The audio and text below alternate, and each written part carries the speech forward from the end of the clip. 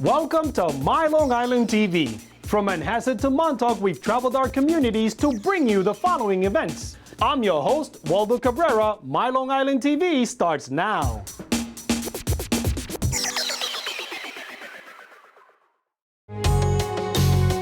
Because we're a federal facility, we're not open throughout the year. So on 4 Sundays of summer, we open up to the public. Today we're featuring the National Synchrotron Light Source 2. It's our newest facility. It's a massive building. It's $1 billion investment by the United States Department of Energy, and we'll be showing people what it does. Before starting the tour of the light source, a few stations demonstrated the principles that make this massive machine work. A key element is liquid nitrogen. Liquid nitrogen is a cryogen used at the light source here to cool samples and detectors and lots of parts of the machinery inside. But for the purposes of display, we're just having some fun with it. These flowers are fake plastic flowers for displays, and these flowers are real. We'll dip the plastic flower in the liquid nitrogen first. Nothing. So now we'll grab a real flower and we'll dip it in. The big difference between fake flowers and real flowers is that a fake flower has no water in it, and a real flower is full of water. So they behave a lot differently with being frozen. The light source also analyzes crystals, and at this station, kids participate in a delicious demonstration. So we're trying to teach the kids what crystal lattices are and how we crystallize proteins and exactly what a crystal is. So at the station next to us, we've got actual crystals.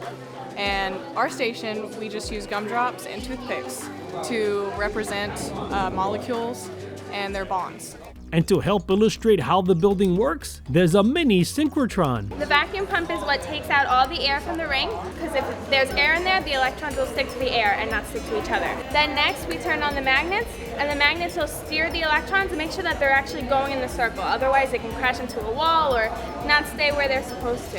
Then the next we insert electrons into the beam, and then lastly we can open the shutter, and that'll allow the light that's emitted from the electrons to flash into there, and it'll go right into your sample.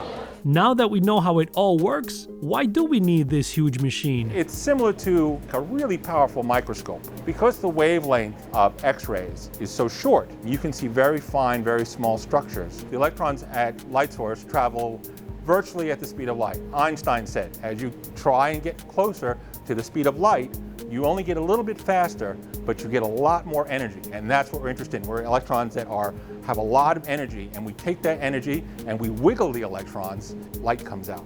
And that is what we're interested in. Each individual beam line has what we call an insertion device, which wiggles the beam in a specific way that they need to create the light that they want. There are enough beam lines to conduct over 60 simultaneous experiments. At this beam line, they're interested in creating high-temperature superconductors. And superconductors are important because those are what gives us really powerful magnets, including MRI machines. They use helium temperatures to get the magnet as strong as it is.